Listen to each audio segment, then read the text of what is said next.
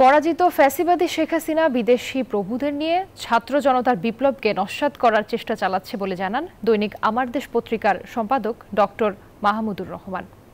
দীর্ঘ ৬ বছর পর তুরস্ক থেকে আজ দেশে ফিরে বিমানবন্দরে কথা বলেন তিনি। এই সময়টাতে সবাইকে ঐক্য ধরে রাখার আহ্বান জানান তিনি। বলেন, তাকে উদ্ভট মামলায় অন্যায়ভাবে ৭ বছরের সাজা দিয়েছে হাসিনা সরকার। বলেন, শতাধিক মামলা রয়েছে তার নামে। এসব মামলার আইনি মোকাবেলা করার কথা বলেন তিনি। হাসিনার আমলে ৫ বছর জেল খাটার কথা বলে মাহমুদুর রহমান। বলেন, এ সরকারের আমলে আরও ৫ মাস জেল খাটলেও অসুবিধা নেই।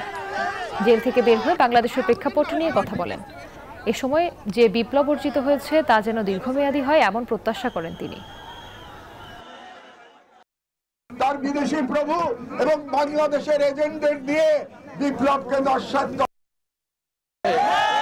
আপনাদের কাছে আমার স্বনির্বন্ধ অনুরোধ, একজন সিনিয়র সিটিজেন হিসেবে এবং আপনাদের লড়াইয়ের সাথী হিসেবে আমার অনুরোধ যে আপনাদের মধ্যে যেন কোনো অনৈক্য না আসে, কোন রকম অনৈক্যের ফাটল ধরে যেন ফ্যাসিবাদ আবার বাংলাদেশে মাথাচাড়া না দিয়ে উঠতে না পারে।